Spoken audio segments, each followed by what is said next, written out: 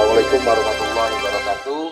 Kami mencoba membantu panjenengan semua para penyuluh KB Ali Muda dalam pembuatan bukti dukung SKP tahun 2023. Yang pertama yang perlu kita perhatikan adalah kita harus melihat SKP kita yang tahun 2023, melihat rencana hasil kerja pimpinan, RHK pimpinannya. Jangan sampai nantinya bukti dukung itu tidak sesuai dengan RHK pimpinan. Jadi ini adalah RHK pimpinan. Ini adalah rencana hasil kerja kita, dan ini adalah indikator kinerja individunya. Jadi kita harus membuat bukti dukung yang mengacu pada RHK pimpinan. Kita mulai dari yang pertama, kita bahas satu-satu. Yang pertama adalah RHK pimpinan kita menurunnya angka kelahiran total indikator. Angka kelahiran total TFR per WUS usia 15-49 tahun. Rencana hasil kerja kita adalah pemantauan dan evaluasi penyuluhan. Jadi di sini ada target 18 laporan dalam 1 tahun. Artinya apa? Kalau kita untuk pembuatan bukti dukung per semester, kita bisa membuat dari separuh dari 18, yaitu 9 laporan. Target 9 laporan per semester ini bisa dengan cukupi dengan bukti dukung yang harus mengacu pada RHK pimpinan. Bisa 9, bisa kurang, bisa lebih. Yang penting nanti pada poinnya di akhir tahun jumlahnya adalah 18 laporan. Gampangnya biar tidak bingung, kita buat per semesternya kita bagi 2 saja. Jadi untuk semester pertama periode Januari sampai dengan Juni 2023 kita buat 9 laporan dari 18 laporan. Contoh laporan sudah kita kirim di contohnya ada draftnya, dan ini kita coba bantu untuk membuat bukti dukungnya dari kami, yaitu yang pertama adalah laporan hasil pemantauan dan evaluasi penyuluhan. Ini yang poin 1, butir pertama untuk RHK pimpinan. Jadi draftnya sudah ada, tinggal jenengan mengisi. Ini adalah contoh pengisiannya. Di sini ada pemantauan. Yang poin A inputnya, waktu, perencanaan. Jadi seperti ini Bapak Ibu. Ada waktunya bisa dibuat sesuai dengan waktu Januari sampai dengan Juni 1 semester. Nah, jangan lupa karena kita harus mengacu pada RHK pimpinan, kita buka lagi SKP-nya, karena ini untuk menurunnya angka kelahiran total indikator, berarti pemantauan dan evaluasi penyuluhan ini harus selaras dengan RHK pimpinan, yaitu menurunnya angka kelahiran. Contohnya, perencanaannya mengidentifikasi serta mengantisipasi permasalahan pelaksanaan kegiatan penyuluhan terkait dengan keikutsertaan ber-KB. Sarananya leaflet, materi, macam-macam alat kontrasepsi, boleh. Ini tidak harus baku seperti ini, bisa dikembangkan, monggo. Yang penting tidak melenceng dari RHK pimpinan. SDM-nya adalah penyuluh KB dan kader BKB. Kenapa kader BKB? Di sini saya karena kegiatannya di Posyandu Balita di Desa Kebonan. Tujuannya sasaran mengetahui pentingnya ber-KB agar terhindar dari 4 terlalu. Prosesnya pelaksanaan kegiatan ini menggunakan metode tatap muka, sosialisasi dan tanya jawab seputar manfaat ber-KB. Outputnya ini adalah sasaran keluarga yang punya balita memahami tentang hindari 4 terlalu dengan ber-KB. Evaluasinya, outputnya keluarga yang punya balita memahami macam alkon dan bahaya 4 terlalu. Outcome-nya meningkatnya partisipasi keluarga balita yang ber-KB. Impact-nya ini adalah menurunnya angka kelahiran total. Jadi impact-nya ini adalah mengacu pada RHK pimpinan atasan. Jadi seperti itu. Untuk yang tanda tangan di bawah, Bapak Ibu tidak usah bingung. Yang pertama adalah penyusun, otomatis kita sendiri penyuluh KB, dan mengetahui pejabat yang berwenang. Jadi pejabat berwenang ini kalau jenengan di wilayahnya sebagai staf di balai penyuluhan, yang tanda tangan boleh koordinatornya, koordinator yang ada di balai. Kalau jenengan sebagai koordinator yang bertanda tangan boleh pejabat yang ada di OPD, bisa Kabid, Dalduk, KB dan KS di wilayah kami, atau sekretaris dinasnya, atau bahkan kepala OPD-nya, monggo. Intinya pada prinsipnya pembuatan bukti dukung ini tidak mempersulit teman-teman penyuluh KB. Artinya bukti dukungnya sudah selesai, malah nanti terkait tanda tangan malah bingung. Jadi untuk yang tanda tangan di pejabat berwenang ini sesuai kondisi wilayah masing-masing. Silakan. Jadi ini adalah contoh bukti dukung yang pertama. Selanjutnya di RHK yang kedua, meningkatnya angka prevalensi kontrasepsi modern, indikator angka prevalensi kontrasepsi modern, MCPR. Rencana hasil kerja kita adalah pemantauan dan evaluasi pelayanan.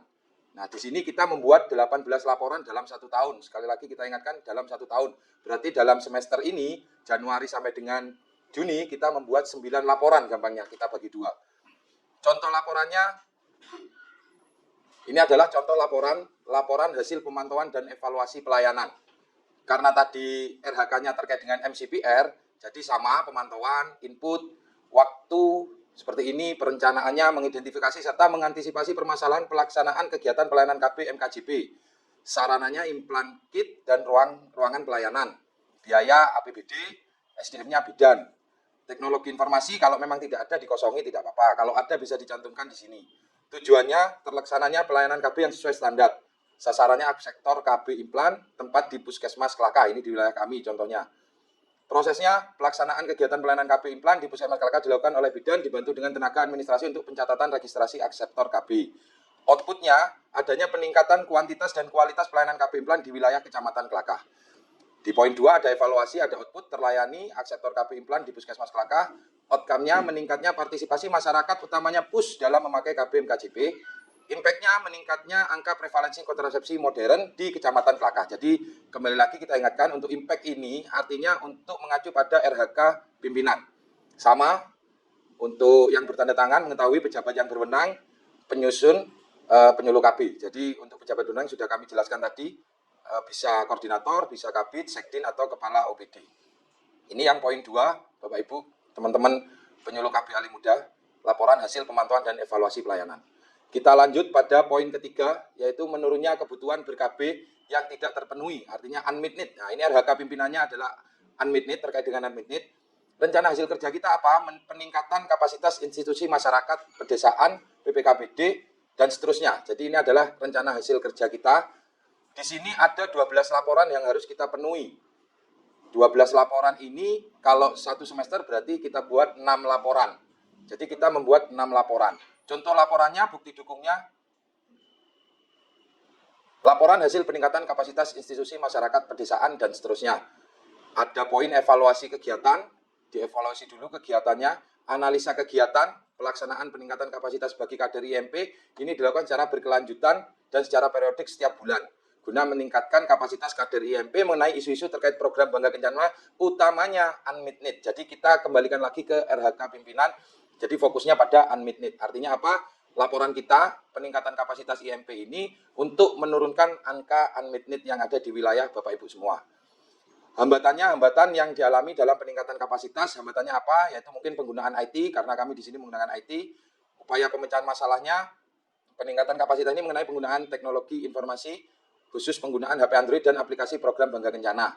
Perencanaannya, peningkatan kapasitas KDRMP mengenai penggunaan teknologi IT direncanakan dilaksanakan pada bulan Maret. Jadi tentukan saja perencanaannya di bulan apa. Dengan menggunakan anggaran secara swadaya misalnya, karena kita di lapangan bisa kumpul-kumpul dengan kader, kita bisa melakukan dengan swadaya.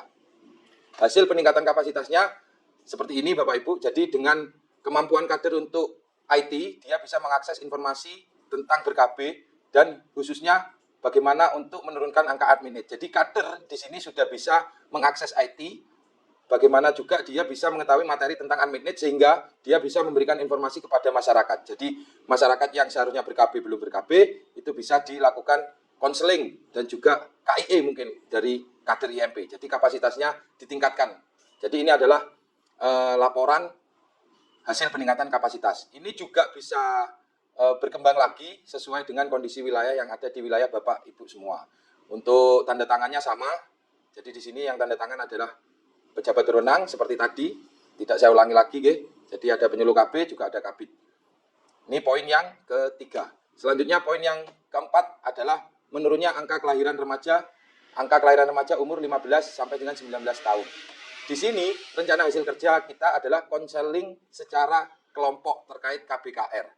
Jumlahnya dalam 1 tahun ada 12 laporan. Berarti untuk semester ini Januari sampai dengan Juni 2023 kita membuat 6 laporan saja. Contoh laporannya adalah laporan kegiatan konseling secara kelompok terkait keluarga berencana dan kesehatan reproduksi. Di poin 1 ada waktu dan lokasi. Waktunya, lokasinya, sasaran konseling. Di sini contohnya saya menggunakan calon pengantin. Materi dan isi pesan konseling tentang kesehatan catin, usia ideal untuk kehamilan, dan pengetahuan pencegahan anak lahir stunting sejak dini. Hasil konselingnya, sasaran memahami dan mampu mengambil keputusan bahwa gizi catin wanita wajib diperhatikan sejak dini, serta memahami usia yang ideal untuk kehamilannya. Dan disertakan untuk laporan ini ada dokumentasi. Ini adalah dokumentasinya kegiatan konseling kelompok terhadap catin. Kembali lagi, karena RHK pimpinan kita terkait dengan menurunnya angka kelahiran remaja usia 15-19, berarti kita fokuskan laporannya pada kegiatan tersebut. Sama, yang tanda tangan sama, mengetahui pejabat yang berwenang, penyusunnya penyuluh KB. Ini adalah poin keempat untuk laporan kegiatan konseling secara kelompok. Lanjut untuk poin kelima.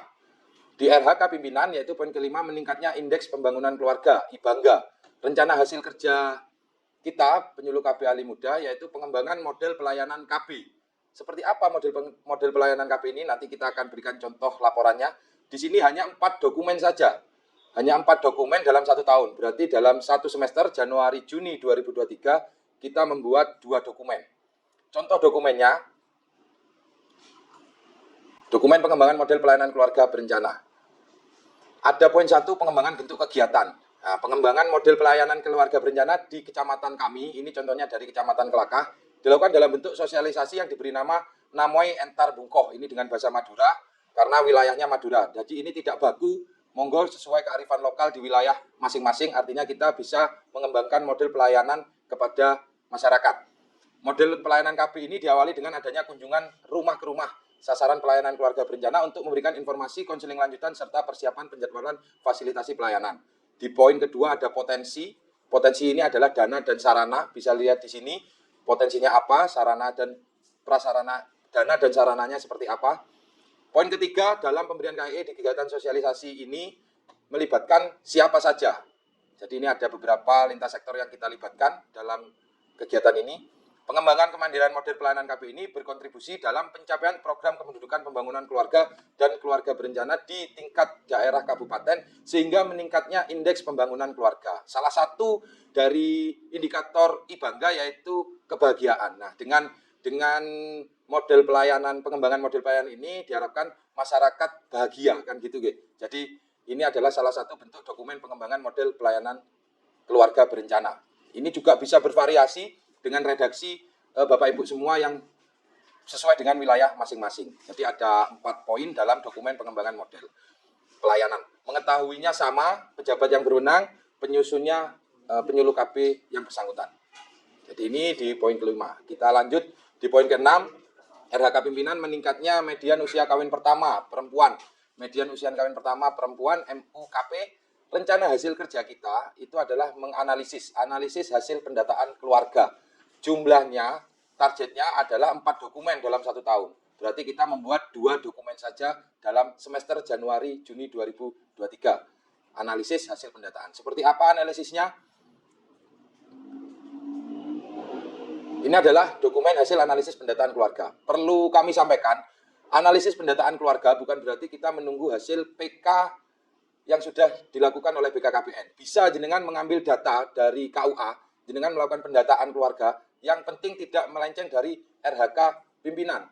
Artinya apa? Di RHK pimpinan kita lihat lagi, ini adalah meningkatnya median usia kawin pertama perempuan. Berarti kita di sini ambil data yaitu laporan pernikahan berdasarkan umur wanita. Dari data ini kita bisa interpretasi dan narasi hasil analisis datanya. Jadi seperti ini laporannya. Dijabarkan lagi kolom yang di atas. Dari data di atas masih ada pernikahan dengan usia catin wanita di bawah 19 tahun yang berjumlah 1 desa Tegal Ciut. Yang artinya risiko catin untuk melahirkan anak stunting besar. Maka harus ada pendampingan dari tim pendamping keluarga di desa Tegal Ciut agar catin tersebut bisa melakukan penundaan kehamilannya. Jadi ini adalah analisisnya. Tabelnya ditampilkan. Bisa berupa tabel, bisa berupa grafik, diagram atau lain-lain boleh. Setelah itu baru dinarasikan. Setelah itu yang tanda tangan sama, pejabat yang berwenang tetap untuk penyusun adalah penyuluh KB yang bersangkutan. Kenapa saya di sini memakai KB Dagduk? Karena posisi kami di kecamatan sebagai koordinator. Jadi yang bertanda tangan adalah mengetahui KB di OPD KB. Selanjutnya, poin ketujuh, RHK pimpinan meningkatnya pelaksanaan program pembangunan keluarga, kependudukan dan keluarga berencana di seluruh tingkatan wilayah indikator. Jumlah stakeholder, pemangku kepentingan, dan mitra kerja yang berperan serta aktif dalam pelaksanaan program Bangga Kencana. Rencana hasil kerja kita, para penyuluh KB Ali Muda, yaitu kemitraan dengan tokoh formal atau informal di tingkat kabupaten. Jumlah laporannya ada 18, berarti kita cukup membuat 9 laporan. kita membuat 9 laporan dalam satu semester, Januari sampai dengan Juni. Laporan kemitraan dengan tokoh formal di tingkat kabupaten. Contoh laporannya, untuk bukti dukungnya, laporan kemitraan dengan tokoh formal atau informal di tingkat kabupaten. Poin 1 ada hari, tanggalnya, waktu dan lokasi kegiatannya, sasaran kemitraannya Kepala Desa Ranupakis, materinya terkait dengan pembangunan kegiatan Pokja Kampung KB. Jadi seperti ini. Kenapa di sini bunyinya tingkat kabupaten, kok di sini sasarannya desa? Jadi intinya bukti dukung dari SKP ini tidak menyulitkan teman-teman. Karena kita para penyuluh KB berada di kecamatan dan desa untuk wilayah kerjanya. Jadi yang penting di sini ada redaksi yang untuk menjadi capaian dari kabupaten. Contohnya seperti ini. Materi isinya kemitraan terkait pengembangan kegiatan Pokja Kampung KB Ranupakis sebagai Kampung KB percontohan di Kabupaten Lumajang. Di sini sebagai capaian dari kabupaten melalui peremajaan fisik gapura Kampung KB yang sudah mengalami kerusakan dengan menggunakan dana desa.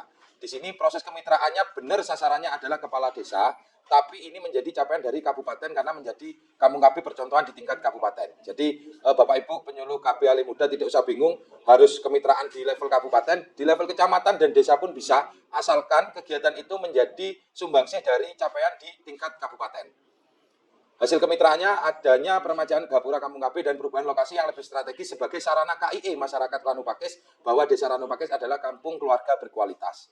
Sama mengetahuinya adalah Kabid di sini saya, penyusunnya adalah penyuluh KB yang bersangkutan. Selanjutnya di poin ke-8. Di poin ke-8, RHK pimpinan meningkatnya pelaksanaan program pembangunan keluarga, pendidikan dan keluarga berencana di seluruh tingkatan wilayah, indikator jumlah kampung KB yang melaksanakan penanganan terpadu isu kependudukan. Nah, di sini rencana hasil kerja kita, penyuluh KB Ali Muda adalah inovasi model penggerakan. Jumlahnya 4 dokumen dalam 1 tahun, berarti kita membuat 2 dokumen saja dalam semester Januari, Juni 2023. Contoh bukti dukungnya untuk inovasi model penggerakan. Di sini contohnya adalah sebagai berikut. Poin 1 adalah kebijakan dan strategis program kependudukan pembangunan keluarga dan keluarga berencana. Jadi terkait dengan kebijakan dan strategis bisa dicantumkan di sini. Perencanaannya seperti ini. Nah, di sini kita difokuskan pada bulan ini inovasi penggerakan akan berfokus pada advokasi pengembangan Kampung KB Ranupakis di Kecamatan Kelakah. Dari perencanaan ini baru kita fokuskan kegiatan kita penggerakannya, inovasinya di advokasi. Pelaksanaannya dicantumkan di sini dilaksanakan kapan? Inovasi penggerakan ini dilaksanakan pada bulan Januari 2023. Pengembangan metodenya, materinya, yaitu seperti ini, digunakan adalah inovasi jagung bareng Bapak Kades dengan pendekatan kearifan lokal yang ada di wilayah Desa Ranupakis. Di kegiatan jagung bareng ini kita masukkan materi tentang pengembangan Kampung KB Ranupakis sehingga akan ditangkap oleh Bapak Kepala Desa sehingga mendapatkan dukungan yang positif. Kembali lagi ke RHK-nya pimpinan bahwa di sini adalah jumlah Kampung KB yang melaksanakan penanganan terpadu isu kependudukan. Jadi dengan model inovasi penggerakan ini, dengan model tadi jagung bareng Bapak Kades, diharapkan ada peningkatan terkait pelaksanaan penanganan terpadu isu kependudukan di Kampung KB. Jadi harapannya seperti itu untuk kegiatan di poin 8. Setelah itu sama yang tanda tangan pejabat berwenang dan penyuluh KB yang membuat bukti dukung. Selanjutnya di poin ke-9, RHK pimpinan kita meningkatnya pelaksanaan program pembangunan keluarga menurunkan keluarga berencana di seluruh tingkatan wilayah. Indikator Kampung KB yang mendapat fasilitasi pemberdayaan dalam rangka penurunan stunting. Di sini rencana hasil kerja penyuluh KB Ali Muda adalah pemantauan dan evaluasi terkait kegiatan kemitraan, perkembangan kependudukan pembangunan keluarga dan keluarga berencana. Di sini ada 12 laporan yang harus dipenuhi dalam 1 tahun. Untuk semester pertama, Januari-Juni ini kita cukupi bukti dukungnya 6 laporan saja. Contoh laporannya di poin 9, laporan pemantauan dan evaluasi terkait kegiatan kemitraan. Nah, di sini pemantauannya, pelaksanaannya tanggal hari dan tanggalnya, waktunya. Ini contohnya. Nah, ini. Jadi waktunya kapan, tempatnya di Balai Desa Ranupakis. Ini bisa selaras dengan kegiatan yang sebelumnya tadi. Nah, ini hasil pemantauan evaluasi kita sudah kemitraan dengan Kepala Desa Ranupakis tadi. Bisa jadi 2. Bisa tadi kemitraan, setelah kemitraan kita baru melakukan laporan pemantauan evaluasi terkait kegiatan kemitraannya. Jadi selaras kegiatannya. Hasil pemantauannya apa di sini? Setelah itu tanda tangan pejabat yang berwenang dan penyuluh KB yang membuat bukti dukung. Ada 2 poin untuk laporan pemantauan evaluasi, pelaksanaan dan hasil pemantauannya dibuat narasi seperti ini, Bapak Ibu. Oke. Kita lanjutkan di poin terakhir, yaitu poin 10, meningkatnya pelaksanaan program pembangunan keluarga, kependudukan keluarga berencana di seluruh tingkatan wilayah. Indikatornya persentase kehamilan yang tidak diinginkan. Di sini ada 12 laporan, berarti hanya kita cukupi untuk semester Januari-Juni 2023 cukup 6 laporan saja. Kita buat 6 laporan. Contoh laporan konseling terkait komplikasi ini, berikut laporan konseling terkait komplikasi dan gagalan di fasilitas kesehatan. Poin 1 ada waktu dan lokasinya. Poin 2 ada sasaran konseling, aseptor KBAYUD, materi isi pesan konselingnya terkait efek samping KBAYUD, hasil konselingnya. Dari hasil konseling ini aseptor KBAYUD mengalami komplikasi ringan, yaitu mengalami nyeri pada alat vital. Setelah konseling, sasaran akan berpindah ganti cara ke Alkon implan. Nah, artinya apa? Dari laporan ini kita kembali lagi merujuk pada RHK pimpinan. Di sini ada persentase kehamilan yang tidak diinginkan.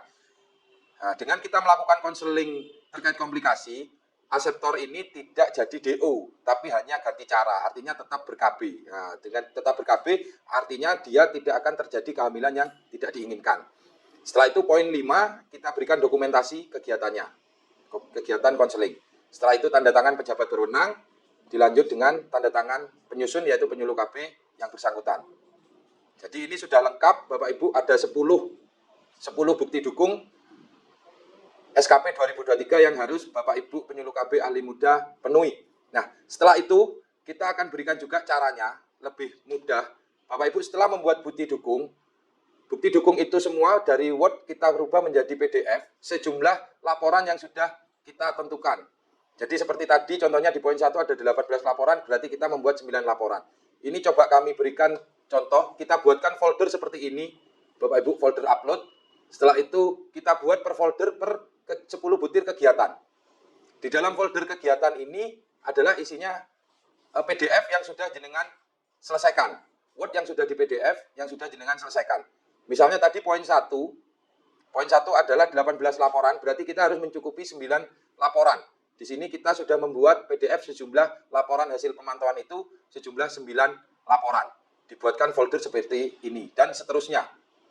Nah, setelah ini baru nanti melakukan teknis upload ke aplikasi e-kinerja. Kalau sudah dilakukan pembuatan folder seperti ini. Ini memudahkan Bapak Ibu penyuluh KB ahli muda dalam membuat bukti dukung SKP tahun 2023. Mungkin itu Bapak Ibu saya kira mudah ya, karena draftnya juga sudah ada, buktinya juga sudah ada, jenengan tinggal menyelesaikan bukti dukung ini. Terima kasih.